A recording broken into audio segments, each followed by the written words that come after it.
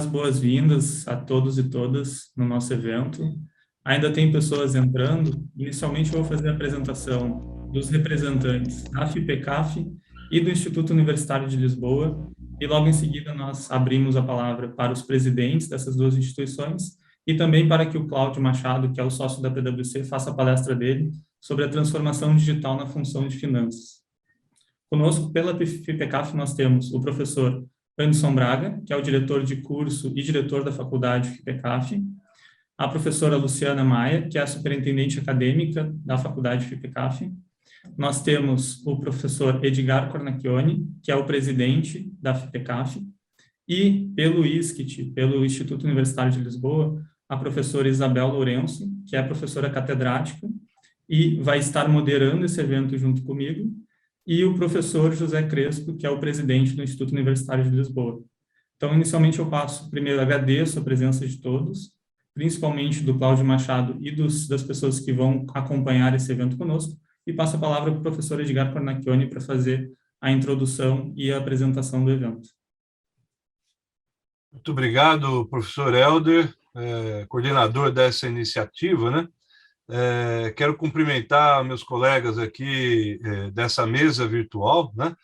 Iniciando aqui pelos nossos convidados, o professor Crespo, né, do ISCT, executivo, professora Isabel, né, nossa querida companheira aqui de longa data, de atividades com vínculo ao Brasil, né?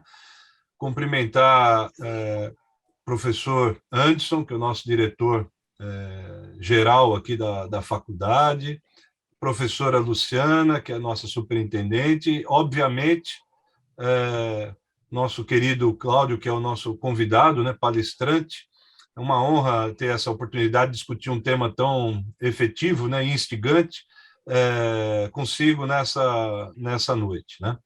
Eu pretendo fazer menção a algumas pequenas informações aqui. Primeiramente, principalmente Cláudio, né, você que está como nosso convidado, para mim é uma satisfação tê-lo aqui nesse momento tratando desse tema, que é um momento que nós estamos num modo de celebração, né? Modo de celebração dos 48 anos aqui da nossa fundação. Então, sinta-se parte de uma festa, né? Essa festa de celebração da nossa jovem, né? De 48 anos, da nossa FIPECAF. Eu queria também, né, mencionar rapidamente, né, que nós temos uma grata satisfação de, nesse momento, cheio, carregado de simbolismo, né, como mencionei, ter a presença aqui dos nossos colegas de Portugal, professor Crespo e a professora Isabel. Que isso representa uma parceria acadêmica institucional que temos estabelecido, e fruto dessa parceria a gente antecipa uma série de novidades aqui tanto para o público brasileiro, também para o público português, né, no seio dessa nossa interação. Então, acho que esse é um outro ponto extremamente importante. Eu queria me referir mais precisamente à palestra, né? E nesse instante eu quero me dirigir aos participantes, a quem cumprimento, né, efusivamente, os participantes que estão conosco aqui nessa sala, nessa noite de hoje, pois a palestra que o professor Cláudio vai desenvolver, ela está completamente alinhada com os nossos objetivos estratégicos aqui da nossa fundação. Professor Cláudio, a gente simbolizou aqui, né? O professor Crespo sabe disso, e a professora Isabel também, com 3 bandeiras, nossos objetivos estratégicos, né? Uma bandeira é o alargamento do escopo, a outra bandeira é a presença de tecnologia em nossas atividades, e a terceira bandeira é a internacionalização.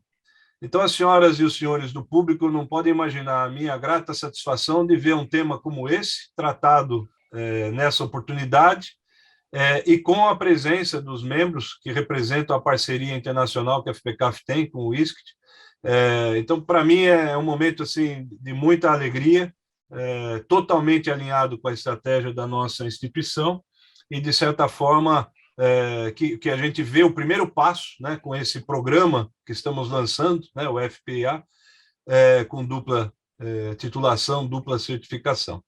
Então, professor Helder, muito obrigado pela gentileza de me conceder esses minutos. Desejo ao Cláudio um enorme sucesso, não tenho dúvida disso, com respeito à sua intervenção, e agradeço a presença de todos e cumprimento a todas e todos mais uma vez aqui do nosso público. Obrigado. Obrigado, professor. Eu vou passar a palavra para a professora Isabel, para que ela possa fazer a introdução e a apresentação da equipe que está aqui pelo ISCT. Muito boa noite a todos. O meu nome é Isabel Lourenço, como foi referido. Eu queria cumprimentar todas as pessoas envolvidas nesta parceria do lado do FIPECAF, em particular o professor Edgar Conaccioni, o professor Anderson, o professor Helder, e queria também dar-vos a conhecer do lado do ISCTE, que está envolvido nesta parceria. Eu passo então a apresentar o professor Crespo Carvalho. O professor Crespo Carvalho é um professor catedrático do ISCTE, tem uma longa experiência académica e de formação de executivos. Atualmente é o presidente e CEO do ISCTE Executive Education. O ISCTE Executive Education assegura toda a formação executiva na área da gestão, e no seguimento disto que surge esta parceria na área específica da contabilidade e das finanças. Eu quero cumprimentar também todas as pessoas que tiveram interesse e que se disponibilizaram para participar neste evento, e queria também informar-vos que podem colocar todas as vossas questões através do chat e teremos aqui todos disponíveis para responder a todas as vossas questões dentro do possível. E finalmente queria também agradecer ao Cláudio Machado por ter aceito participar neste evento e trazer todos os conhecimentos que tem nesta área da contabilidade e das finanças, nomeadamente a sua relação com a tecnologia. Penso que podemos passar então Obrigado, Isabel. Carvalho. Obrigado a todos, boa noite a todos. Cumprimentar a equipa do Brasil, que joga com um time mais forte do que nós em número, mas nós procuraremos dar o nosso melhor, certamente. Firmámos uma parceria e eu quero agradecer esta parceria em nome de todos os professores que aqui estão e dirigir uma especial palavra ao professor Edgar, porque, no fundo, é o líder desta equipa e representa todos os seus docentes, o seu staff, portanto, em seu nome, quero agradecer pessoalmente este empenhamento em podermos fazer esta parceria, por um lado, em primeiro lugar, e em segundo lugar, lançarmos um programa para simbolizar e avançar para uma coisa que não seja só parceria de nome, mas que seja alguma coisa realizável na prática e com resultados e com acréscimo de valor para todos os participantes. Gostava também de dizer e de agradecer ao Cláudio Machado pelo facto de ter aceito fazer esta palestra de primeiro dia, no fundo, lançamento deste programa. Muito sumariamente, gostava de vos dizer que o ISCTE é uma universidade portuguesa, portanto, europeia. Todos os seus certificados são válidos no seio da União Europeia. Toda a sua certificação, titulação é válida no seio da União Europeia. Nós, neste caso, ao fazermos uma parceria com a Faculdade FIPECAF, no fundo estamos também a trazer a FIPECAF para a União Europeia, com muito gosto, e, portanto, a trazer todos os participantes que tiverem interesse em aderir a este programa, em titulá-los com certificação válida na União Europeia. Portanto, somos uma universidade de várias áreas, enfim, uma das quais é a gestão e a economia, depois temos áreas de ciências sociais, de engenharia, etc., que têm estado nos rankings globais e, portanto, é uma universidade que tem estado presente em rankings do Financial Times, em rankings da QS, em rankings, enfim, de sustentabilidade. Portanto, temos uma panóplia de participações em rankings e temos sido permanentemente escrutinados por agências de avaliação internacionais, tal como por agências de acreditação internacionais. E, portanto, o que é que na parte executiva a que eu presido nós fazemos? fazemos pós-graduações, fazemos cursos de média e curta duração, fazemos programas online, fazemos titulações de Executive Master, fazemos produtos avançados, fazemos produtos aplicados e, portanto, muitas coisas em diversas dimensões da gestão, da economia e também da tecnologia. E, portanto, esta palavra de apresentação é, no fundo, quem está seguramente a ver-nos conhecerá bem a FIPECAFI, não conhecerá talvez tão bem ou conhecerá menos bem o ISCTE e, em particular, o ISCTE Executive Education, que é uma parte integrante do ISCTE, mas que tem a sua autonomia. O que é que eu gostava de vos dizer mais? O lançamento deste curso, em particular FPIA, digamos, uma aposta na criação de valor, ou seja, o agente financeiro, o decisor financeiro, o gestor financeiro, hoje em dia, é um interlocutor privilegiado com o acionista, com a organização interna toda e com o mercado. E é, digamos, um responsável máximo pela criação, ou pelo menos pela monitoração da criação de valor. O que significa que tem um papel a desempenhar importantíssimo numa empresa. E, portanto, nessa linha de raciocínio, deixo-vos, enfim, com o Cláudio Machado e a sua apresentação, para começarmos, enfim, alinhados nestas temáticas e percebermos que, de facto, estas são temáticas críticas para o futuro de qualquer participante. Muito obrigado. Obrigado, professor. Melhor link e melhor gancho impossível, trazer a relevância da área financeira e a importância dos agentes que atuam na área financeira para o acionista, para a organização como criador de valor. Esse gancho não seria melhor para fazer a conexão com o assunto que a gente vai tratar, que é como esses agentes eles têm utilizado a tecnologia e a transformação digital para fazer com que essa geração de valor ela aconteça e tenha ainda mais relevância dentro do contexto da empresa. Então, hoje a palestra que o Cláudio vai trazer para nós, agora nos próximos 45 minutos, 50 minutos, trata exatamente disso, dos desafios que as áreas financeiras têm enfrentado para assumir essa transformação digital dentro da rotina e da atividade da área de planejamento financeiro e análise financeira. E isso vai ser tratado com base numa pesquisa feita pela PwC, que é a Digital CFO, que fez uma análise de diversas empresas ao redor de todos os países do globo, avaliando quais seriam as percepções dos CFOs em relação à transformação digital da função financeira. Então, eu vou pedir para o Cláudio agora fazer a introdução, se apresentar também, né? E, com isso, conduzir essa palestra e tratar um pouco dessa pesquisa, que vai esclarecer melhor como está acontecendo e como tem sido percebida essa transformação digital da função financeira nas empresas. Obrigado, Cláudio. Obrigado, Helder. Obrigado aos professores pelo convite. Obrigado a todos os presentes. Me coloco desde já à disposição de todos que estão aqui para trocarmos experiências, trocarmos ideias sobre o tema, sobre finanças, em outros fóruns. Meus contatos, posteriormente, eu deixo com o Helder para torná-los públicos, deixar com vocês, e fico à disposição. E é um grande prazer para nós da PwC podermos trazer em primeira mão, né, para um público maior, esse último estudo que nós fizemos relativos à função de finanças. Vamos ver se a transformação digital já começou bem por mim ao compartilhar a tela, né?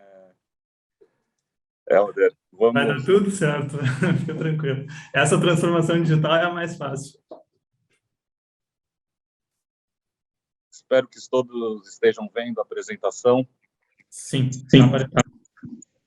Antes de mais nada, só me apresentando rapidamente, eu sou o Cláudio Machado, eu sou sócio da prática de Management Consulting da PwC, tá? Gestão de negócios focado na função de finanças. Eu comecei a minha carreira na auditoria externa da PwC, acho que como muitos filhos da PwC começaram suas carreiras na firma. Passei por lá 3 anos e, posteriormente, migrei para a consultoria. E, desde então, eu já migrei para a consultoria de negócios, de gestão de negócios, focando em finanças. Tá? Comecei, inicialmente, mais voltado para riscos de finanças, mas, posteriormente, para a gestão, questões relacionadas à gestão. E hoje eu lidero a área dentro do Management Consulting, quando o assunto é tudo aquilo que envolve o CFO, tudo aquilo que envolve o profissional da função de finanças. E como eu comentei, fico à disposição desde sempre para continuarmos trocando ideia, para que isso se expanda e não termine aqui. Para a gente aquecer um pouquinho os motores, eu trouxe um vídeo institucional aqui da PwC, que está muito alinhado com o que a gente vai conversar nessa noite. Tá? Então, assim que terminar o vídeo, a gente dá sequência à palestra. Claro.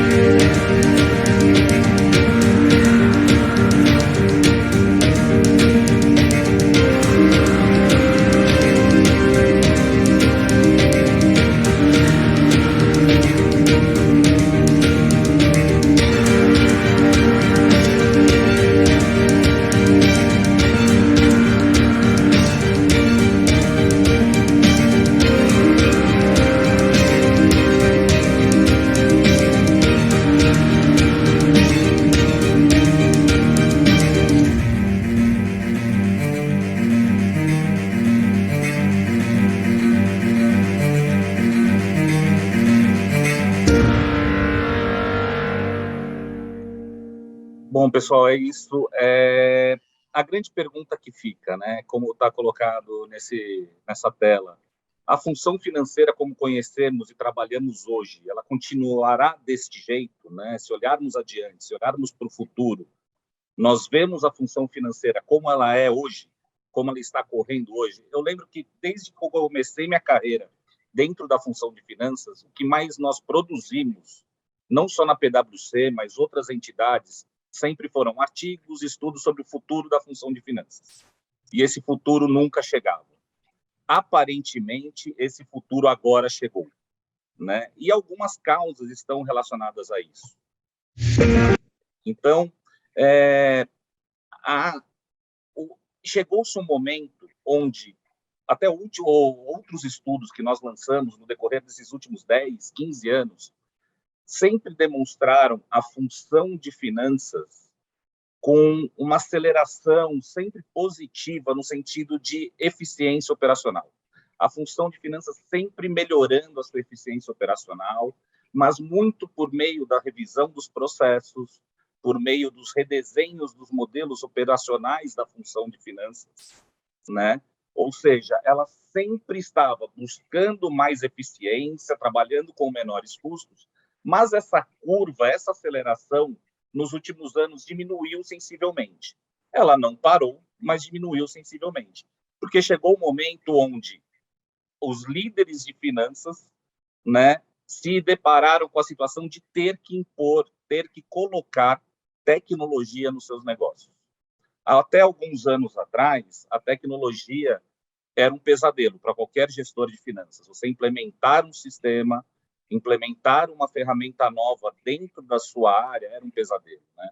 Nós falávamos em um esforço descomunal das equipes para a implementação dessa nova ferramenta, desse novo modelo de trabalho, muito dinheiro colocado em jogo, né, para que você conseguisse trazer uma nova tecnologia, mas esse momento agora chegou. Para eu continuar tendo essa eficiência, alcançar essa eficiência operacional, chegou tudo que eu podia ter feito antes, eu fiz.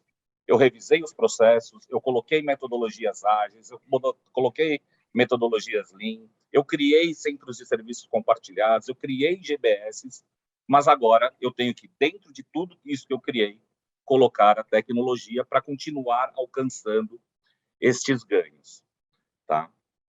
E hoje, a tecnologia, digamos, nos últimos tempos, tem nos ajudado. A gente vai falar um pouquinho mais sobre isso à frente, mas a nova forma que ela tem se apresentado para a gente, para os gestores de finanças, é muito diferente de alguns anos atrás.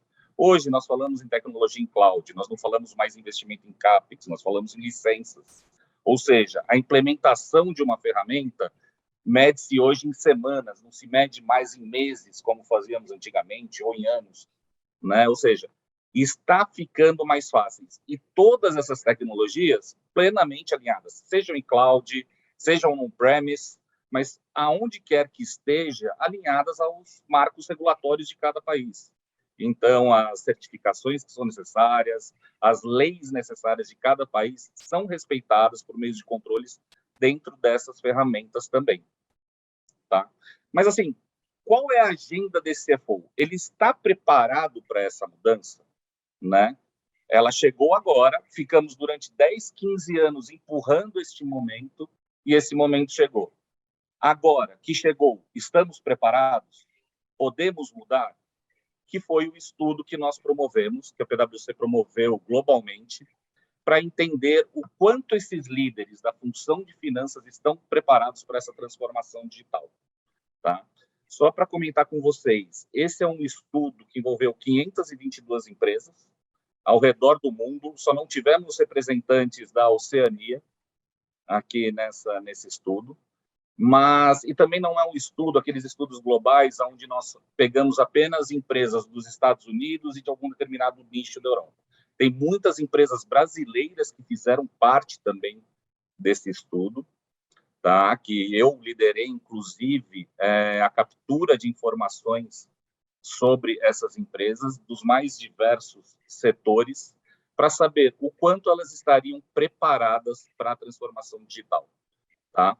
Grande parte dessas empresas, elas são de pequeno porte, digamos assim, né? A maior parte dos respondentes que nós tivemos, mas é um pequeno porte, com faturamento de até 100 milhões de euros ano. E também essa lista de empresas foi até empresas de porte muito grandes, ou seja, de faturamentos superiores a 10 bilhões de euros por ano. E estamos falando de empresas listadas, empresas abertas e fechadas, listadas ou não listadas, tá? Esse estudo foi coordenado pela PwC Alemanha, com a participação de todo o network, e nós estamos agora promovendo o lançamento desse estudo no Brasil. O que nós podemos tirar de conclusão dessa pesquisa? Digitização passou, como eu disse antes, né, a ser um tema prioritário na agenda dos CFOs, né? Quanto maior o porte da empresa, quanto maior a sua estrutura, as suas obrigações, maior é a probabilidade desse CFO estar aberto para a digitização, buscar novas fontes de trabalho, novas formas de trabalho, tá? E quanto maior o grau de digitização, isso a gente já viu nos últimos estudos que nós lançamos, maior é o desempenho financeiro dessas empresas. O que seria maior ou melhor o desempenho financeiro dessas empresas? Redução dos ciclos de fechamentos contábeis, redução dos erros existentes dentro das atividades operacionais de finanças, dentro do planejamento financeiro também, redução do ciclo orçamentário, das rodadas orçamentárias, maior acuracidade, né, entre aquilo que é orçado e aquilo que é realizado, fluxos de caixa mais ágeis, mais rápidos de serem gerados, informações disponíveis de maneira mais rápida para o gestor, para a tomada de decisão. Então, isso que nós vemos. Quanto maior a empresa, mais apto o seu líder está para a digitização, e melhor, e quanto maior for o grau de digitização, melhor o desempenho financeiro. Elas pertencem a um quartil que a gente chama, que são as empresas, vamos dizer, os top quartis, né? As empresas que melhor desempenham a função de finanças, que processam os seus dados de uma maneira mais rápida. No entanto, apesar de mais de 70% dos CFOs terem a digitização como uma alta prioridade, ainda é muito incipiente o uso da tecnologia dentro da função financeira, né? Então, a gente traz um dado aqui, uma ferramenta que tem sido muito utilizada, é muito importante, é muito útil para a gestão dos processos operacionais e para a melhoria contínua, ferramentas de mineração de processos, onde hoje você tem diversos provedores aí no mercado, são usados por apenas 25% dessas empresas. Ou seja, eu tenho muita disposição, mas eu ainda não estou utilizando a força máxima de tecnologia nos meus processos financeiros, tá? Ao mesmo tempo que eu tenho muita disposição, tenho muita intenção, nem metade dos CFOs que foram entrevistados acreditam que o seu orçamento para a digitização vai aumentar nos próximos anos. E esse aumento, a gente não está falando de um aumento tão relevante, a gente está falando de aumento de 10% a 25%. Eles acreditam que vai ocorrer nos próximos anos para a integração de tecnologia aos seus processos financeiros, tá?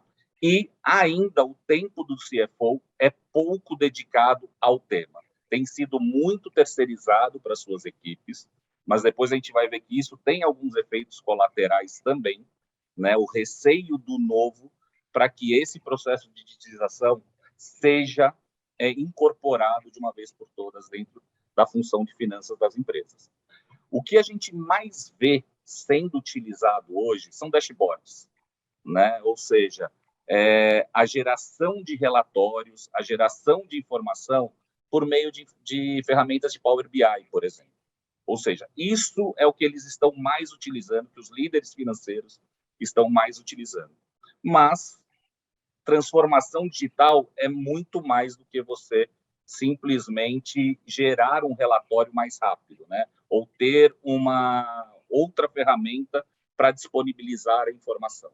Como eu disse, você tem questões de process mining, que é muito importante para a melhoria contínua, onde você minera, você consegue, né, fazer um acompanhamento do seu processo, do seu ciclo, de ponta a ponta, sabendo todos os desvios ocorridos nisso para milhares de transações, todos os gargalos existentes, você consegue identificar potenciais de automatização também dentro do seu ciclo ponta a ponta.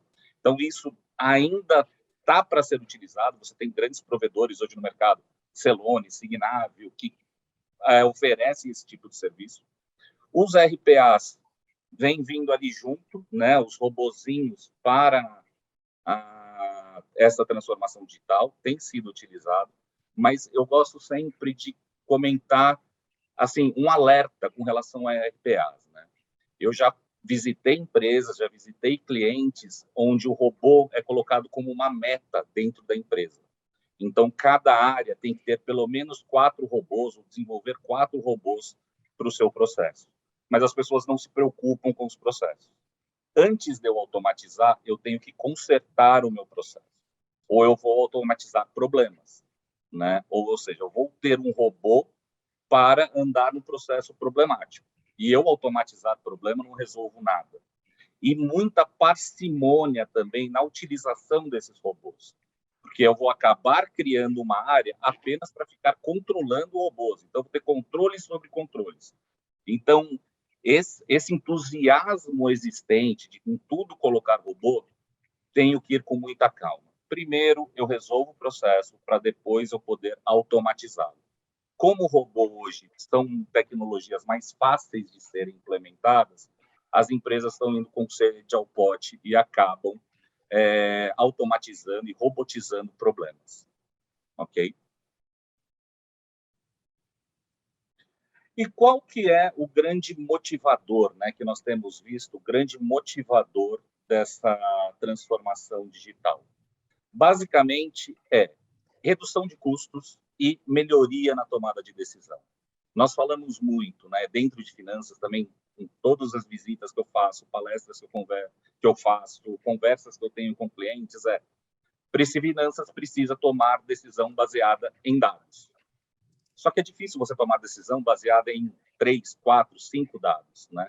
Como é que você fazia, vamos dizer, uma análise de processo financeiro?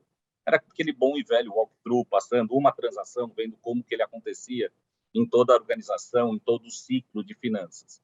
As ferramentas hoje de Process Analytics, você consegue, em pouco tempo, revisitar as transações, milhares de transações dos últimos 2 anos, por exemplo, dos últimos 6 meses. E aí sim você vai tomar decisões baseadas em dados, né? E não com base no que eu ouvi falar ou em entrevistas.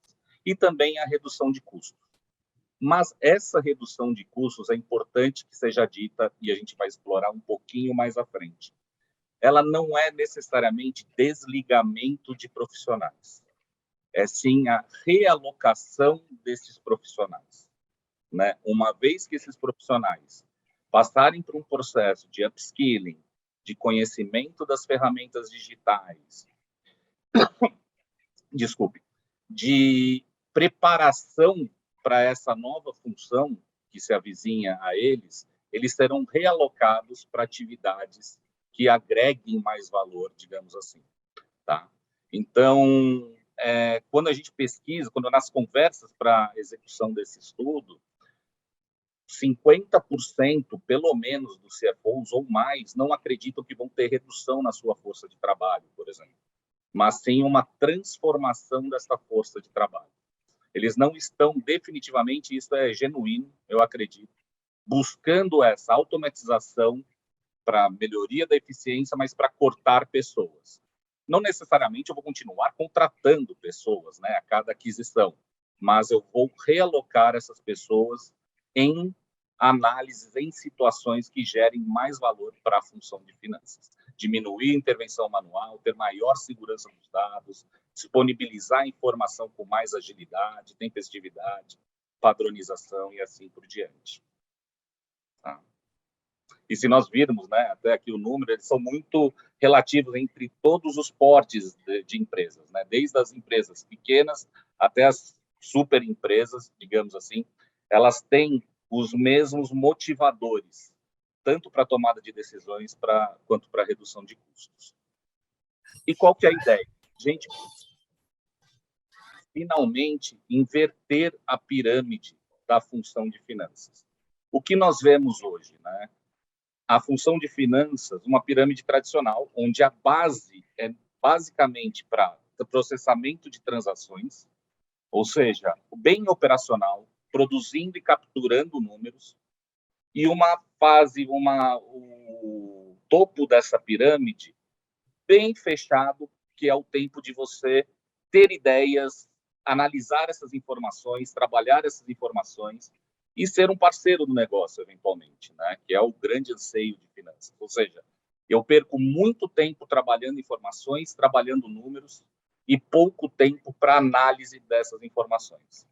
O que a gente costuma dizer é, muitas empresas têm os seus analistas, mas analista analisa. E hoje eles não analisam.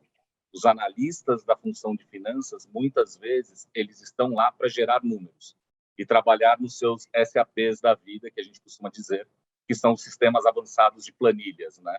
Ou seja, eu tenho macros, tenho uma série de informações manuais que eu vou tentar juntar para gerar alguma informação e fornecer essa informação para a liderança da organização. A ideia é que, por meio dessa transformação digital, para eu continuar tendo ganho na eficiência operacional, eu consiga inverter, aonde eu gaste menos para processar a informação, as transações, e mais tempo em insights, em um raciocínio mais estratégico para a função de finanças, onde eu posso investir em informações preditivas, parar um pouco de tentar justificar o passado, mas prever um pouquinho do que pode acontecer no futuro e já agir. Essa transformação não vai se dar do dia para a noite, obviamente. Eu tenho um estágio intermediário, que é quando eu vou vou embarcando essas tecnologias para dentro da função de finanças, e a partir daí eu consigo inverter essa pirâmide. Só que eu tenho alguns empecilhos nisso, que a gente vai acabar conversando um pouquinho aqui, para embarcar toda essa tecnologia dentro da função de finanças. Ok? Alguns dos empecilhos que nós temos hoje, que a gente tem vislumbrou nesse estudo e temos enxergado em conversas, em trabalhos que nós temos feito. Está muito voltado a pessoas, o upskilling do profissional de finanças. Não é só no Brasil, isso é global, tá? A falta de know-how e competências e a resistência dos funcionários, tá, são uma barreira ainda para que eu possa embarcar novas tecnologias. A verdade é, as pessoas têm medo do novo, as pessoas têm medo de perder os seus empregos, as pessoas pensam que podem não ser mais úteis para a organização, uma vez que eu tenha uma nova tecnologia. Ela sabe processar a transação, mas o que eu faço se eu não for processar a transação? Né? Como que eu devo analisar? Como que eu devo trabalhar essas novas tecnologias? Não existe hoje essa capacitação. E assim como dos seus gestores também, que têm esse medo do novo. Né? Será que eu vou continuar sendo útil para a organização? Então, isso tem sido um grande obstáculo para o embarque de novas tecnologias dentro da função de finanças. E o que a gente vê, conversando com esses líderes, é que acaba sendo isso uma grande bobagem, na verdade. Porque, como eu falei antes, os líderes não estão pensando em se desfazer do seu pessoal. Ali tem um conhecimento acumulado, um investimento que foi feito naquele profissional de finanças, que conhece do negócio muito grande, para eu simplesmente descartar. O que eu quero é reaproveitá-lo, o que eu quero é que ele adquira novos conhecimentos para que a gente possa reposicioná-lo em atividades mais analíticas e não operacionais. Tá? Então, esse medo não tem se justificado em um primeiro momento por esses líderes da função de finanças, mas ele ocorre. E muitos deles, quando pensam num processo, né, num projeto de transformação digital, eles têm consciência que é necessário um trabalho de capacitação de profissionais antes de tudo, de comunicação. Ou seja, eu tenho que deixar claro para os meus profissionais qual que é a expectativa que eu vou passar a ter para com eles, né? Qual que é a formação que eu preciso que eles tenham a partir de agora? E a partir de quando eu vou começar a cobrá-los quanto a este novo conhecimento? Né? Não vai se exigir que do dia para a noite a pessoa seja um expert em ferramentas low-code ou em ferramentas de reconciliação contábeis automatizadas, em ferramentas de financial planning totalmente integradas, ou seja, existe um tempo, um amadurecimento, e isso é de consciência dos líderes da função de finanças para o upskilling dos seus profissionais. Ou seja, esse upskilling digital mesmo. A função de finanças é conhecida. É o como eu utilizar ferramentas para me ajudar no dia a dia. E, além disso, você tem algumas resistências, relutâncias à gestão da mudança, obstáculos legais, né? Embora a maior parte das ferramentas elas cumprem marcos regulatórios, né? Exigências regulatórias dos diversos países, das diversas legislações. Então, isso são obstáculos mais fáceis de serem quebrados. Por último, a gente vê ali o obstáculo financeiro, como foi comentado anteriormente. Essas novas tecnologias, esses novos provedores são seguros e têm sido cada vez mais baratos. Ou seja, eu consigo trabalhar com licença, trabalho em cloud, eu não tenho mais aquele investimento voluptuoso que eu tinha anos atrás. Falando um pouquinho dessa capacitação, né? O nível de conhecimento em tecnologia hoje dos funcionários da função de finanças e em tecnologia para finanças ainda é baixo. E isso é na cadeia inteira, tá? Desde o CFO, lembra que nós comentamos que poucos CFOs ainda têm se dedicado a isso, só 73% eles têm isso como uma prioridade, a transformação digital como uma prioridade, mas apenas 18 estão conseguindo se dedicar a esse tema de uma forma mais relevante. E isso tudo acaba acarretando uma má formação deles com relação a tudo que ferramentas, tecnologia podem prover para a função de finanças. Então, eu tenho muitas oportunidades aí, mas esse upskilling, digamos assim, precisa ser feita em toda a organização, não só na base, mas também nos gestores dessa base.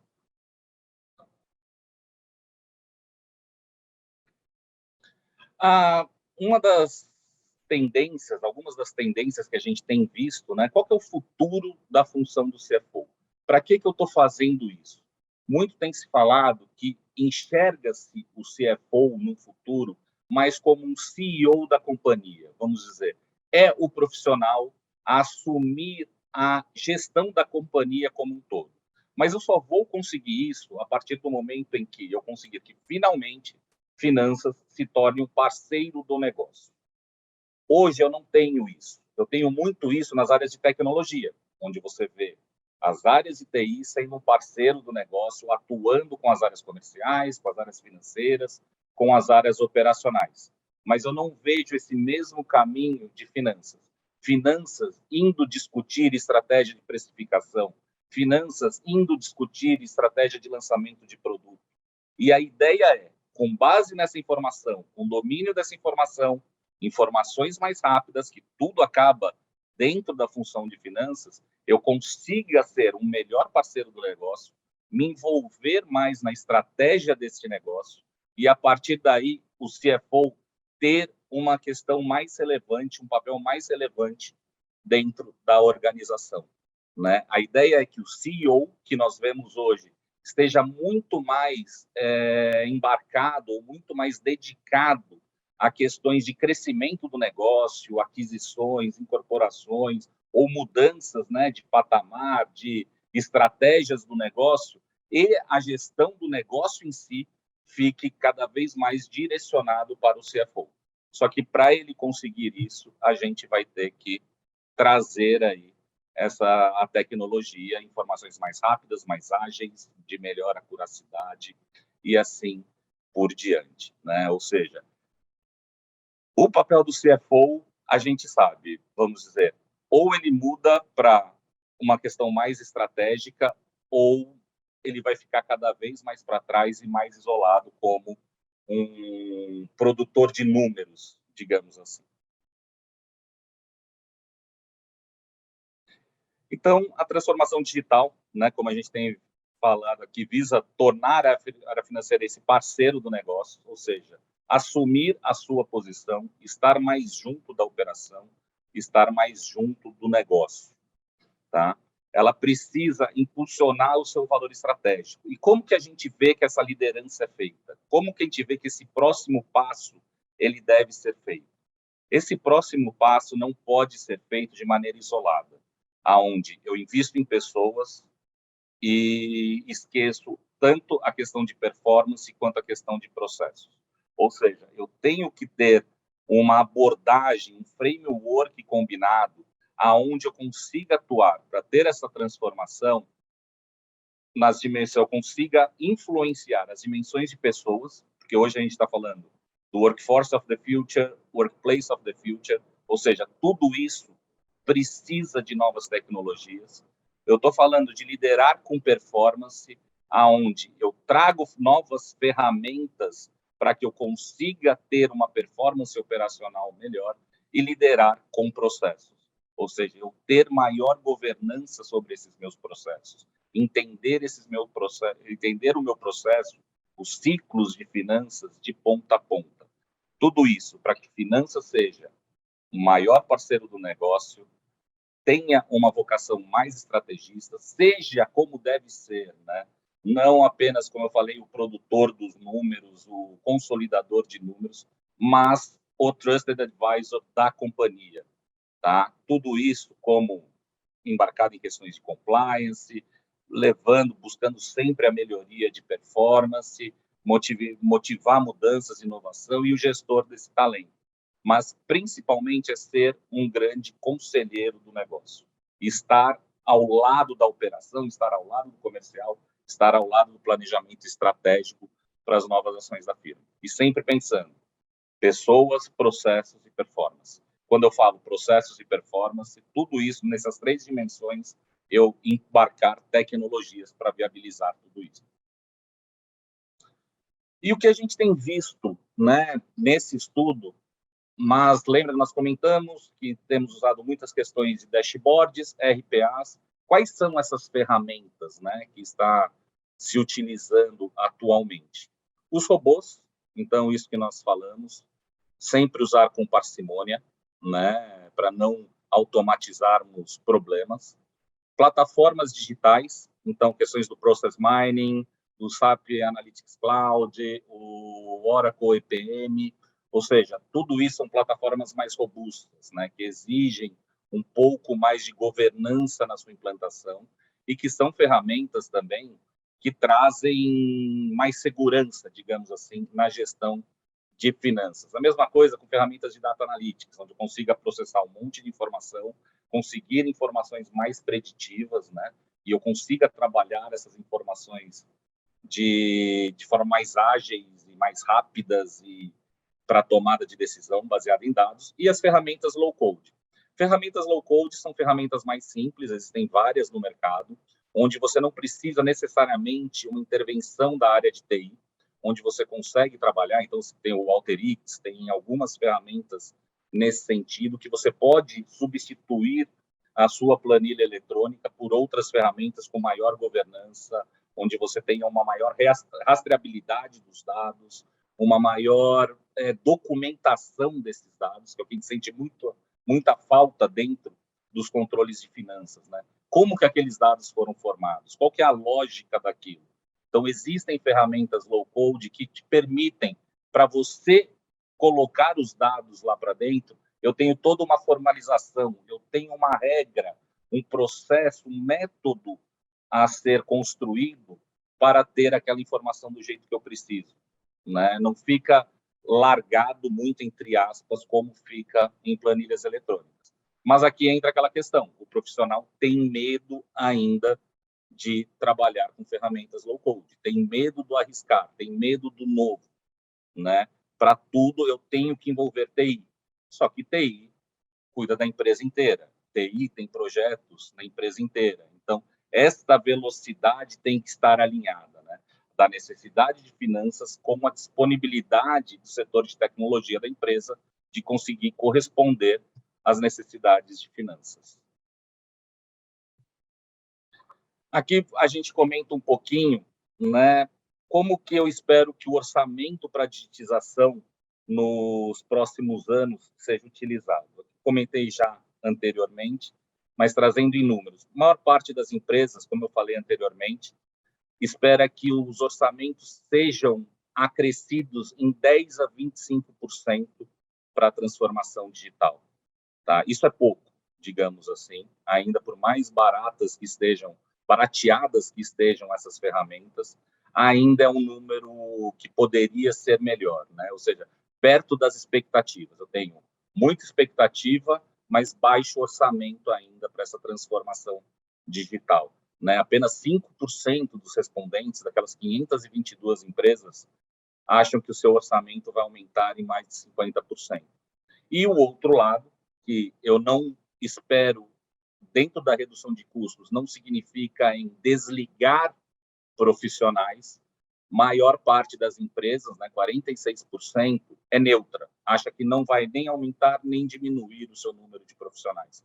Algumas até acham que vão aumentar, que vão precisar de outros profissionais, outros skills, né? Mas a minoria, vamos dizer, das empresas acreditam que vão reduzir o seu número de profissionais. Então, o que a gente costuma dizer nas conversas que temos com profissionais de finanças, não há o que temer neste novo ciclo que nós estamos iniciando, né? Há muito que se aprender e eu acho que pouco a temer.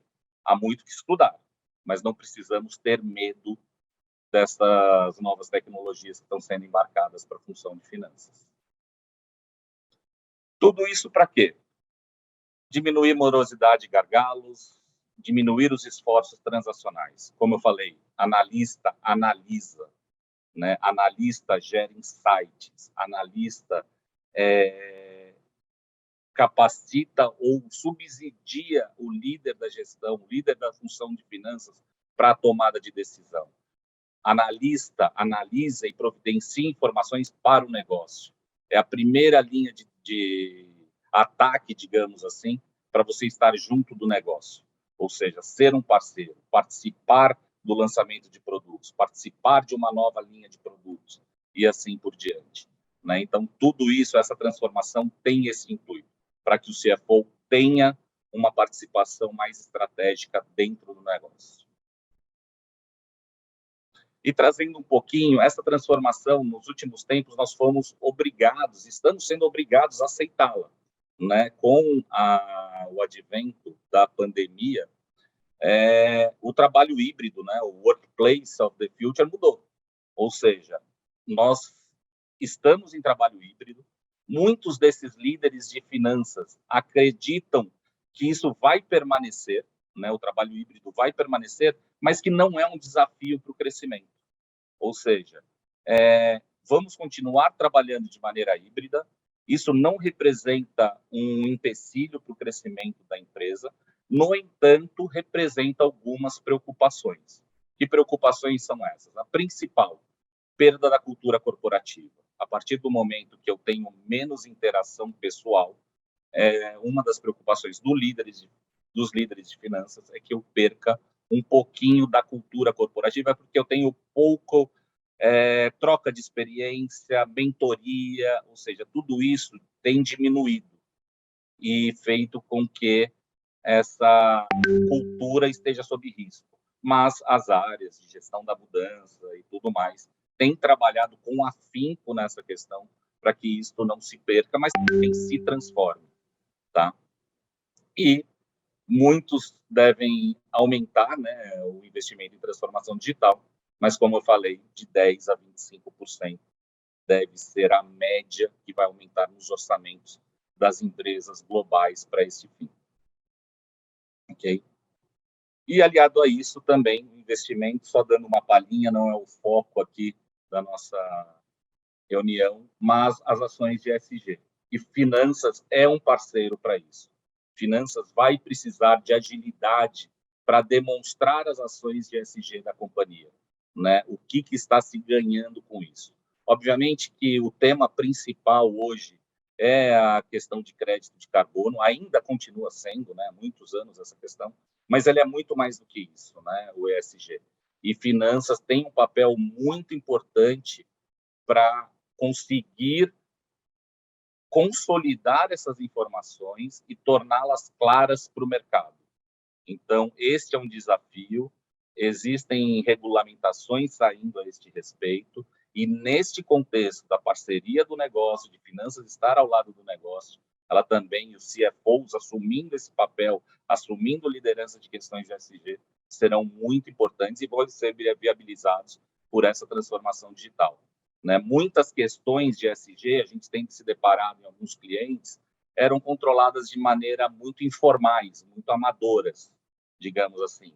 Isso acabou. Eu preciso de ferramentas para agora começar a controlar essas informações, seja desde o desperdício de latas de refrigerante dentro de uma determinada organização, que antes eu fazia num papelzinho, agora eu preciso demonstrar para o mercado que eu estou fazendo de uma maneira estruturada, auditável, né, e demonstrável, digamos assim.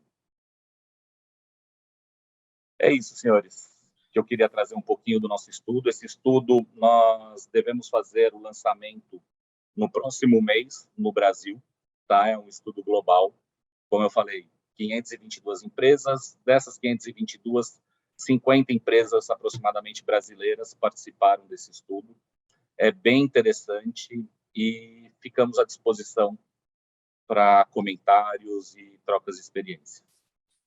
Muito boa a palestra, muito bom o estudo também, já tinha elogiado antes, mas vou deixar aqui formalmente gravado no vídeo para que ninguém discorde depois ou fala que eu não comentei. Realmente um estudo muito legal, pesquisa muito interessante e inovadora, tá? Então, parabéns para a PwC, para vocês, e a gente fica curioso para saber o resultado da pesquisa brasileira, né? Para comparar até e ter aquela ideia de, não é brasileira, né? Pelo que tu comentou, é sul-americana, então entender um pouco mais do que está acontecendo aqui no nosso ambiente, no nosso contexto, e comparar isso também com o que está acontecendo no mundo em geral. E uma coisa, Helder, desculpa até te interromper, é muito importante falar que esses estudos não têm um caráter de ditar regras, Uhum.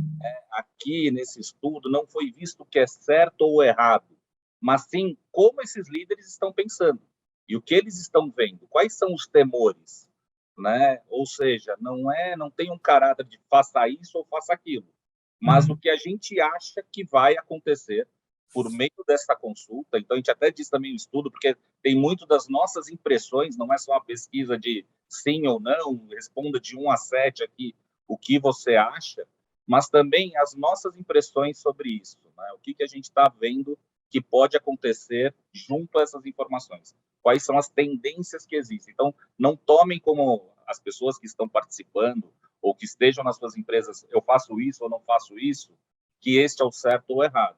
Mas a gente está em um ambiente de transformação, né? E isso é claro. Sim, a mudança vai se aplicar para cada um da forma como melhor ela for entendida e adequada para aquele ambiente, aquele negócio. Antes de pegar, tem duas perguntas do Lauro no chat, mas eu queria convidar o professor Jorge Crespo, o professor Edgar, se eles querem fazer algum comentário ou algum questionamento para o Cláudio. Eu posso pedir ao Cláudio, se calhar para nos vermos todos melhor, e pedir aos participantes que quiserem abrir a câmara, para descompartilhar a tela, para podermos ver-nos um bocadinho maiores, não é? Esse é o primeiro ponto. Há um comentário que surge nesta circunstância. Eu acho que o estudo é muito elucidativo e está muito claro, e quero agradecer, digamos, esta apresentação magnífica.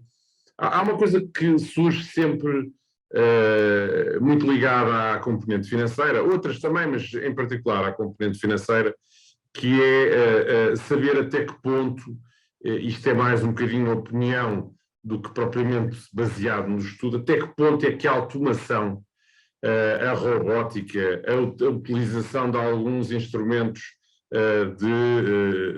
digamos, algumas queries mais ou menos automatizadas, algumas consultas automatizadas a bases de dados financeiras, algum tipo de uso de inteligência artificial, etc., não pode muitas vezes ampliar o erro. Ou seja, ampliar o erro no sentido em que, no final, se eu não sei bem aquilo que estou a fazer, devia ser melhor profissional de finanças para perceber em que tecnologia é que eu estou a mexer. Ou seja, pôr-me a navegar numa tecnologia que, sem conhecer os conceitos principais de finanças, pode ser perigoso. É essa a pergunta que eu lhe deixo. Ou seja, concorda com esta observação? Porque nós temos visto muita utilização, às vezes quase muito fácil, de tecnologia, e depois começam a surgir erros aqui e ali, desde coisas simples como faturação, etc., até coisas bastante mais complexas, trocas em balanço, em demonstração de resultados, que automatizamos, mas que, de certa forma, como automatizamos sem o conhecimento prévio daquilo que é realmente a área financeira, estamos a ampliar erros. Concordo, professor. Eu acho que sim, existe este risco, por isso até existe essa preocupação. Antes de implementar uma ferramenta, eu tenho que consertar todo o processo e capacitar todas as pessoas, não só no processo, como no ciclo, né? Para você saber aonde começa a responsabilidade de um e a responsabilidade de outro. Então, consertar para que eu não automatize problema. O senhor falou, faz todo sentido. Eu tenho ferramentas hoje de reconciliação contábeis, por exemplo, que eu concilio milhares de contas, né, incluindo contas transitórias na contabilidade, etc., em questão de horas. Se eu colocar uma chave errada ali para fazer esta conciliação, ou seja, em poucas horas eu posso instaurar o caos dentro da minha contabilidade também, né? Então, essa questão da capacitação, que como nós vimos nesse estudo, em toda a cadeia da função de finanças, é primordial você ter parceiros junto com você para testar e retestar isso, mas não vamos esquecer também que muitas dessas ferramentas, ao contrário de alguns robôs, mas as plataformas digitais, existem travas de segurança, né? Onde qualquer desvio da lógica ali, ele já acende um alerta para você, né? Um robô não, é uma tecnologia um pouco mais simples. Então, ela não tem toda essa estruturação, não tem uma governança que te permite. Se você desenhou ele para capturar uma informação dentro de um determinado sistema e trouxer para o campo, e por algum erro ele troca, vamos dizer, a taxa do dólar, a taxa do euro na conversão do seu balanço, não vai, você só vai ver este erro quando você pegar o seu balanço efetivamente. Agora, as outras ferramentas de financial planning, ferramentas de reconciliação contábil, por exemplo, que eu dou mais de consolidação financeira, né, onde você já consegue ter algumas ferramentas que já produzem as notas explicativas necessárias de acordo com os padrões internacionais de finanças, de contabilidade. Existem travas, elas possuem travas que, num sinal de desvio, já acendem um alerta para você. Isso mitiga um pouco do risco, mas não elimina esse risco de forma alguma. Por isso a questão deste upskilling, desta capacitação, do receio das pessoas, que nós vimos na pesquisa que existe, serem reais, né? Realmente existirem. É de amplificar eventualmente. Primeiro é o medo do novo, né? O medo de eu perder o meu emprego e o medo que uma ação minha possa causar um caos aqui, porque eu não conheço necessariamente bem ou profundamente bem a ferramenta com que eu estou trabalhando. Obrigado. Antes de, só para organizar, professor, tem duas perguntas no chat, mas até eu queria fazer um comentário que a resposta que o Cláudio deu sobre a pergunta do professor José Crespo, parcialmente respondeu a pergunta do Lauro, e eu até queria aproveitar porque é uma pergunta que ela acaba impactando não somente o Cláudio, mas também acho que o professor Edgar e o professor José Crespo podem fazer uma consideração, que é como o ensino formal, a educação formal, tem se preparado para preparar os profissionais que vão estar sofrendo essa transformação digital. E aí depois tem a pergunta do Vitor, que ele está com a mão levantada, também eu vou passar, mas primeiro eu deixo a palavra para o professor Edgar. Ok, obrigado, Helder. Eu queria inicialmente, Cláudio, lhe parabenizar pela clareza de discutir e apresentar uma pesquisa tão complexa quanto essa, né? Ela vai a fundo na visão do topo da cadeia alimentar aí da nossa área, que são os CFOs, né? Eu vou fazer o seguinte, eu vou fazer um comentário breve, e uma questão que é o seguinte, você usou na resposta ao professor Crespo uma palavra que me chamou a atenção e conecta com o ponto que acendeu uma lâmpada aqui na minha cabeça, que é a palavra medo. Então, ao usar essa palavra, você está no íntimo dos indivíduos, né? Então, esse é um trabalho que fala do CFO, né? Num momento que é uma personalidade, é uma pessoa, é um ser humano, né? No meio de uma turbulenta transformação digital. E você trouxe na resposta ao professor Crespo essa palavra medo, né? O que me chamou muito a atenção, além de todos os detalhes aí que a pesquisa pôde trazer, é o seguinte: conforme a gente vai subindo na nossa pirâmide aí de carreira, né, eu fico com uma impressão que as pessoas podem sofrer de um certo mal, que é a solidão, né? Dependendo da maneira como elas se organizam na carreira, elas vão tendo alguns temas maior dificuldade de tratar abertamente, né? Professor, desculpa lhe interromper. O Cláudio caiu rapidamente, ele está voltando para a sala. Ah, tá. Se o senhor puder segurar a pergunta... Tá bom, eu seguro. Eu não sei o que ele ouviu agora, mas a gente vai ver em breve. Agora ele entrou, voltou. Desculpem, quando o professor Edgar começou a falar, todos congelaram para mim aqui, desculpem. Viu, Cláudio? A gente estava aguardando o seu retorno, e eu não quero ser redundante, mas eu fico sem saber o que você ouviu. Mas eu estava falando que você, ao responder o professor Crespo, você usou uma expressão medo. Você chegou a ouvir até esse ponto ou não? Não. Então, aí eu vou fazer o link bem rápido, viu, Helder? Com isso, te dei os parabéns pela apresentação, o tema é denso, né? E eu estava falando, ao trazer o medo, você nos lembra que essa pesquisa ela tem como interlocutor pessoas, que são CFOs, que é o topo da cadeia alimentar, e que são pessoas regulares, que sofrem das diversas atribulações de vida, né? Pessoal e profissional. Para mim, é muito significativo um ponto que você abordou na pesquisa, Eu estava dizendo, né, conforme você vai subindo na carreira, algumas pessoas podem, por inabilidade, sofrer do que eu chamaria de uma solidão, né, de discutir alguns temas, pelas mais diversas razões. E eu vejo, da maneira como você apresentou, né, que existe uma questão de gerações aí. Quer dizer, o público e os profissionais que vêm chegando e que almejam ocupar essa posição, eles talvez tenham uma predisposição de lidar com esses temas que foram apresentados, talvez um pouco melhor e talvez sofram menos disso que eu estou chamando de uma solidão profissional, né? No topo, né? No topo do Everest. Então, o que eu queria lhe ouvir e conectar com o ponto que o Helder trouxe, né, do nosso participante aí sobre a formação, né, a educação formal, etc., como é que você, né, depois eu ouvi atentamente que você tem mais de 50 projetos concluídos de consultoria, que isso é uma marca maravilhosa, né? A experiência que você reúne não é brincadeira, né? Como é que você vê, eu olho o lado formal, que as universidades, né, Helder, estão se reorganizando. O caso que nós estamos vivendo aqui é típico.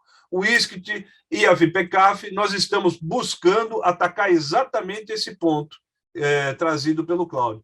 Mas eu queria levar para além da educação formal. Quer dizer, o camarada que está num determinado ponto do Everest, né, ele vai ter uma maior dificuldade de buscar uma educação formal. Ele talvez busque processos que são mais organizados como esse aqui. E eu queria lhe ouvir, Cláudio, como é que você vê você citou mentoring, você citou outra coisa, como é que você abre esses canais de comunicação para os aspirantes a CFO, né, melhor se prepararem, né? Porque eu entendi que esse é um ponto relevante na pesquisa. Dentro do que eu tenho visto, assim, dentro do negócio, primeiramente, né, finanças, durante muitos anos se isolou, digamos assim. Ficou cada vez mais solitário, digamos, CFO, como a pessoa responsável por gerar caixa. Sendo que ele não gera caixa, né? Ele tem que descobrir caixa, na verdade. Quem gera é o negócio, né? Mas se isolava nesse sentido. Ela, finança, está procurando sair deste isolamento e vir mais para o negócio, até para entender de outras questões do negócio, porque tudo vira número. Tudo que eu produzo vira número, todas as ações do negócio viram números. Então, assim, eu tenho que me inserir no negócio, eu tenho que me inserir na tomada de decisão do negócio.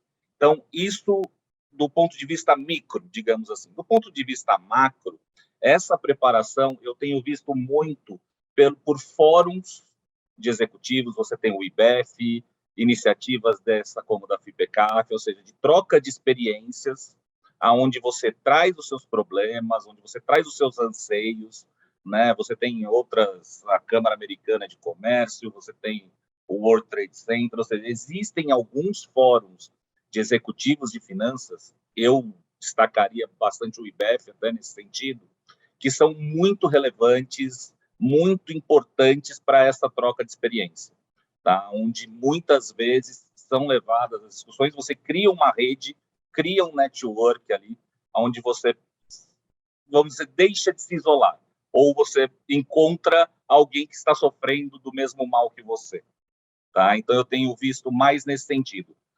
Fora um pouco da educação, obviamente a educação formal é super importante, e ela está se transformando, e tem que se transformar mesmo, né?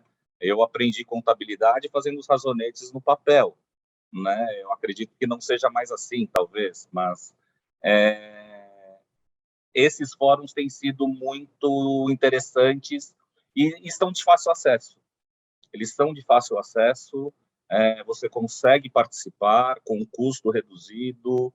Eu acho que isso tem ajudado a tirar o profissional de finanças do topo do monte ali e trazido um pouco para a vida real. E dentro da organização, né? Tudo isso, essa nova função do CFO, eu acho que é importante ele estar mais junto do negócio. Obrigado. E corroborando com a resposta para o Lauro, né? Nós estamos dando, na verdade, uma resposta concreta e tangível com a criação do curso, para que nós tenhamos profissionais que sejam capacitados a superar essa transformação digital e viver ela da melhor forma possível. Então, A pergunta do Laura ela é muito interessante nesse momento, porque a resposta dela é basicamente esse evento e os próximos acontecimentos que serão vividos dentro do curso nos meses de setembro e outubro. Antes de disponibilizar para o Victor fazer uma pergunta, que ele está com a mão levantada, eu queria deixar também a professora Isabel, ela queria fazer alguns comentários e considerações. Eu também agradeço a excelente apresentação que foi feita, mas eu estava a ouvi-lo e estava a pensar no seguinte: com a aplicação de todas estas tecnologias, não será necessário desenvolver os sistemas de controle interno? Ou seja, podendo existir mais falhas com a aplicação da tecnologia, qual é que vai ser o novo papel do controle interno? E assumindo que o controle interno vai passar a ter um papel mais importante, até que ponto é que um profissional da área das finanças, como por exemplo um CFO, não terá que estar mais capacitado em termos de conhecimentos de contabilidade? Existe o risco do final para o começo, né? A capacitação em contabilidade vai depender muito do profissional, ele vai ter que continuar estudando, obviamente, para discutir aquilo que chega e criticar aquilo que chega para ele, né? Mas, quanto mais as ferramentas estiverem preparadas para fazer essa leitura e fazer essa segregação, fazer este lançamento de forma automática, melhor, né? O quanto menos eu depender do indivíduo, melhor. Do ponto de vista de controle interno, a ideia é que a ferramenta mitigue isso, né? Ou seja, que existam menos riscos, a ferramenta acaba tendo funcionalidades de controle interno que mitiguem os riscos da geração da informação financeira, né? Então, essa é a ideia. E algumas dessas ferramentas que nós falamos, Isabel, elas estão sendo hoje usadas, inclusive na PwC, em outras empresas, como ferramentas para análise de cumprimento de controles internos. Vou te dar um exemplo do Process Mining, por exemplo. Eu sou da consultoria, gestão de negócios. Eu utilizo ela com o fim de identificar gargalos dentro de um ciclo operacional de finanças, verificar aspectos ou oportunidades de automação dentro daquele ciclo, né? Redefinir políticas, eventualmente, por conta de desvios que existem nesse ciclo. Eu consigo assistir ou fazer tudo isso de uma forma mais rápida com uma ferramenta de Process Mining. Mas nós temos o nosso grupo também de controles internos da PwC, eles utilizam a mesma ferramenta para ver se os controles-chave do negócio, os controles de Sarbanes-Oxley, por exemplo, estão sendo cumpridos.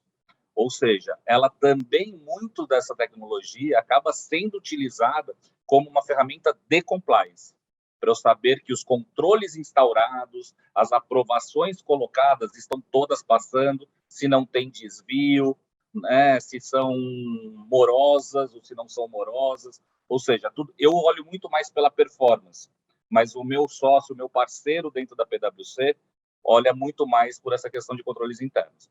Então, o que eu te responderia é, a ideia é que ela traga funcionalidades que sejam esses controles-chave, minimizem, mitiguem os riscos existentes nesses processos, mas, ao mesmo tempo, também como um instrumento de averiguação de que os controles estão sendo cumpridos.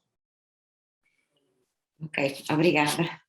E também ficou o convite, né? O Cláudio já aceitou para voltar durante o curso e apresentar melhor essas ferramentas, essas tecnologias, que o legal é ver a prática, né, Cláudio? A gente fala muito de como a coisa acontece, mas como aplica efetivamente, né? É bastante interessante. São algumas coisas que acabam me incomodando, às vezes. Muitas vezes a gente vê-se estudos de, vamos dizer, de economias ou de mercados muito diferentes dos nossos, então acho importante estudos que considerem os nossos mercados também, né, as características dos nossos mercados, para que a gente tenha o entendimento, porque senão vai pairar sempre aquela dúvida. Isso funciona porque lá é uma economia diferente, mais desenvolvida, etc. Eu quero ver trabalhar no sistema fiscal brasileiro, por exemplo. Né? Então, quero conhecer o cara que está usando aqui, né? A transformação digital fiscal é maravilhosa quando você vê hoje. Para o Brasil, é um mundo assim que você nada de braçada ali, tamanhas oportunidades que existem, mas devido à complexidade, né? E também nessas conversas, nesses estudos, apresentar as ferramentas do ponto de vista prático. Uma coisa é eu falar, como eu falei agora para a professora Isabel, de um process mining. Alguém já viu o que sai de uma ferramenta de process mining? Como ela funciona? Né? Sai até um videozinho mostrando todas as transações, qual foi o percurso que ela fez. Alguém já viu uma ferramenta de reconciliação contábil? Como funciona? Que também não é esse bicho de 7 cabeças todo. Alguém já viu a ferramenta de planejamento financeiro sendo utilizada, vamos dizer, no seu pleno potencial? Porque também existem muitas empresas, infelizmente, que possuem as ferramentas e utilizam essas ferramentas como repositório de dados, né? Ou seja, existe uma inteligência ali que nem sempre é utilizada e deve ser utilizada, né? Então, por isso a conversa que nós tivemos em algum momento, conversarmos para trazer para a gente fazer isso, né? Para deixar mais prática essa conversa, né? Agora, só para a gente usar o melhor tempo possível da apresentação, vou passar a palavra para o Vitor, que ele está com a mão levantada faz tempo, para ele fazer a pergunta. E, Lauro, eu vi que tem outra pergunta acho que a gente não vai responder todas, mas depois também a gente abre o fórum para tu buscar o Cláudio no LinkedIn, conversar com ele. Exato, eu fico à disposição, o pessoal no LinkedIn. Eu acho que o Vitor, na verdade, estava com a mão levantada por engano, talvez. Não, tá. Oi, Ader. Não, eu tenho uma pergunta para o Cláudio. Olá, Vitor. Oi, Cláudio, tudo bem? Primeiro, eu gostaria de elogiar a pesquisa, tá bem interessante, tá completa, muito bacana. E, em certos momentos, você comentou sobre o upskilling. E eu penso que, independente da proeficiência do CFO, do controller em tecnologia, algumas ferramentas elas exigem um conhecimento aprofundado. Então, ela acaba envolvendo os profissionais de TI, desenvolvedores, né, especialmente ali na implementação. E, nesse contexto, eu me pergunto até que ponto é necessário esse upskilling, né? Então, no seu entendimento, o profissional, o CFO, o controller, ele deve ter autonomia para desenvolver as próprias ferramentas digitais ou simplesmente conseguir operar sendo um usuário dessas ferramentas? Eu acho que a gente tem que ir com muita calma. Existem ferramentas para geração Power BI ou ferramentas low-code que você pode utilizar com uma menor intervenção da área de tecnologia, né? Mas a gente não pode perder a governança do negócio, né? Vamos dizer, do plano de tecnologia da empresa, ou seja, de toda a segurança tecnológica da empresa. Existe uma estratégia de tecnologia dentro de toda a empresa, de segurança da informação e assim por diante. Então, vamos dizer, as ambições de finanças têm que estar alinhadas a esse plano estratégico de tecnologia, né? O plano de segurança de tecnologia da empresa.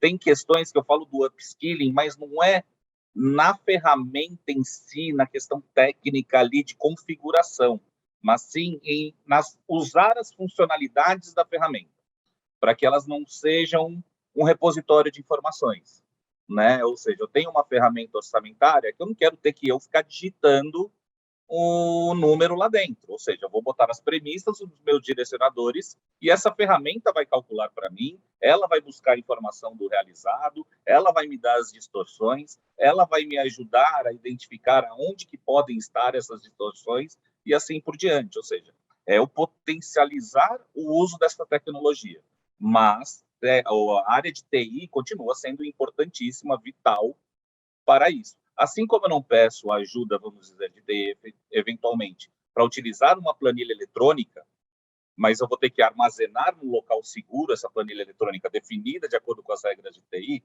eu posso trabalhar com Alteryx ou outras ferramentas de low-code, mas para gerar informações, gerar relatórios ou algo nesse sentido. Tá? Mas a governança é importantíssima, né? Eu não posso gerar outro problema para a companhia. Sim, entendi. Obrigado, Cláudio. Imagina. Professor Crespo, por favor. Eu queria só fazer um comentário aqui ao Vítor, que eu acho que é importante. Há uma linha, seguramente, que separa depois intervenções mais tecnológicas, mais profundas, e, portanto, a área financeira não tem que ser absolutamente tecnológica no sentido de desenvolver. Mas há uma coisa muito importante na vida e, em particular, na área financeira, que é saber fazer as perguntas certas e saber colocar as questões a quem desenvolve. É preciso saber finanças, porque nem todas as questões são bem colocadas. Para que alguém da tecnologia entenda exatamente aquilo que eu pretendo e onde pretendo chegar, eu tenho que saber colocar a questão certa. E isto era aquilo que liga um bocadinho com aquilo que eu dizia há pouco, que é, se eu não tiver o conhecimento de base financeiro, eu tenho mais dificuldade e posso correr mais riscos a ampliar erros. Portanto, a base para eu ser um bom tecnólogo, digamos assim, financeiro, é a minha base financeira. E depois o step a seguir é passar para a tecnologia. E não o contrário. Sem medo, sem medo. Isso mesmo, de acordo. Bom, não, Obrigado, quer fazer um professor, comentário? por esse complemento. Legal. Bom, já estamos aqui no limite do tempo para a parte da palestra, então, de novo, quero reforçar, parabenizar o Cláudio, agradecer a participação dele. E para a gente fazer o fechamento, eu convido o professor Anderson e a professora Luciana para darem algumas palavras sobre o curso, sobre como vai ser a estrutura e também fazerem as considerações dele em relação ao evento. Muito obrigado, Helder. Quero agradecer aqui ao público presente. Acho que tivemos aqui um público bastante qualificado e pessoas interessadas demonstrando a importância do tema, e a oportunidade também da gente estar trazendo esse curso, para ter essas discussões, e como foi mencionado, da questão da experiência, quanto que ter fóruns é importante para que os profissionais tenham experiência e etc., de o quanto que o curso pode também oferecer isso a partir da oportunidade, que quem estiver envolvido vai ter de interação, com profissionais, CEO, CFO. Então, entendo, quer dizer, para mim, eu fiquei mais convencido da oportunidade, a partir do que foi discutido, a partir da apresentação do Cláudio, fiquei mais convencido da importância do lançamento dessa iniciativa. Então, quero aqui agradecer a presença do professor Edgar, o diretor da FIPECAF, de estar aqui junto com a gente, apoiando essa iniciativa da faculdade. Quero agradecer o Helder, que esteve aí moderando essa sessão e tem procurado fazer a estruturação desse curso. Quero também agradecer do lado do ISCT ao professor Crespo, por ter também dado o apoio necessário para que trazido os insights, as ideias, para que a gente pudesse estar juntos, oferecendo essa iniciativa, essa experiência. A professora Isabel, que tem também colaborado ativamente aí na estruturação desse programa. Então, a gente tem pessoas extremamente qualificadas pensando nessa iniciativa. Quero agradecer especialmente aqui ao nosso palestrante, ao Cláudio, por ter compartilhado com a gente o resultado dessas pesquisas. Acho que o Helder já colocou aí o desafio de a gente dar um passo e olhar aqui para a realidade brasileira, um passo seguinte, acho que é muito bem-vindo. Então, quero parabenizar pela pesquisa e, como já foi mencionado no início, é importante reforçar a importância dessa parceria que o curso envolve junto com o ISCT.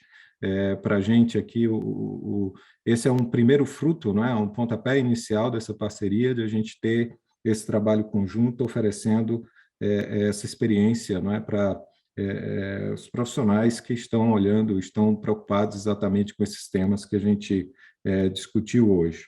E aí quero convidar a professora Luciana para trazer um pouco mais de informações sobre essa iniciativa e, mais uma vez, agradecer a todos, a todas aqui presentes, desejar uma boa noite. Bom, boa noite a todos. Foi um evento excelente. Eu gostei bastante da discussão, da participação de todos. Para a Faculdade FPCAF, o evento ele é extremamente importante. Ele marca hoje o início de uma parceria com o Instituto Universitário de Lisboa, que é uma das maiores e mais conceituadas instituições de ensino da Europa. Essa é uma iniciativa que solidifica também a estratégia de internacionalização que nós temos na Faculdade FPCAF. Então, de extrema importância para nós que a gente esteja juntos aqui hoje. Gostaria de agradecer a professora Isabel Lourenço, o professor José Crespo, que junto com o professor Helder idealizaram esse projeto, o professor Edgar Cornacchione e o professor Anderson, que participaram ativamente da concepção dele, e, claro, ao nosso palestrante, Cláudio Machado, que contribuiu para a nossa discussão sobre transformação digital e o papel da função de finanças e do CFOs nesse contexto. Gostei muito dos resultados da pesquisa, extremamente relevante, e a gente pôde ver os resultados aqui em primeira mão, então, parabéns de verdade pelo trabalho. Falando especificamente desse projeto, a experiência de FP&A, a gente chama de experiência realmente, e não de curso, porque foi uma experiência pensada numa formação que se propõe a oferecer um conceito que é inovador, com conteúdos voltados para a vivência prática em FP&A no Brasil e no exterior. Então, nós queremos mediação, queremos criar um grupo que vai participar de discussão com C-levels internacionais e nacionais, discutir cases, discutir teorias com grandes profissionais e grandes empresas. A nossa ideia é que a FPCAF e o ISCT possam ser um mediador para que haja troca de vivências, de experiências, e a gente possa, então, avançar nessa realidade prática de finanças. O nosso principal objetivo é contribuir para a ascensão profissional de executivos com dupla titulação no Brasil e na Europa. Eu tenho certeza que recentemente não vi nenhum projeto voltado sobre essa perspectiva, então é uma iniciativa bastante inovadora, muito promissora, e a gente quer que seja realmente uma vivência, uma experiência, e não uma formação tradicional. A gente possa proporcionar troca de conhecimento entre esse primeiro grupo que vai se juntar a nós. E pensando nisso, todos os participantes desse evento vão ter uma bolsa de 25%, caso eles desejem se juntar à primeira turma. Então, eu convido vocês a conhecerem o programa desse curso, dessa experiência, e conhecerem mais as duas instituições também. Gostaria novamente de agradecê-los pela participação. Muito obrigada e uma excelente noite para todos vocês. Vou passar a palavra para o Helder finalizar. Obrigado, só reforço os agradecimentos para o professor José Crespo, professor Edgar, para o Cláudio, para a professora Isabel, professor Luciano, professor Anderson, todos os presentes, todas as presentes, e desejar a todos um bom final de semana e uma boa noite. Boa noite. Tchau, pessoal. Obrigado a todos, boa noite.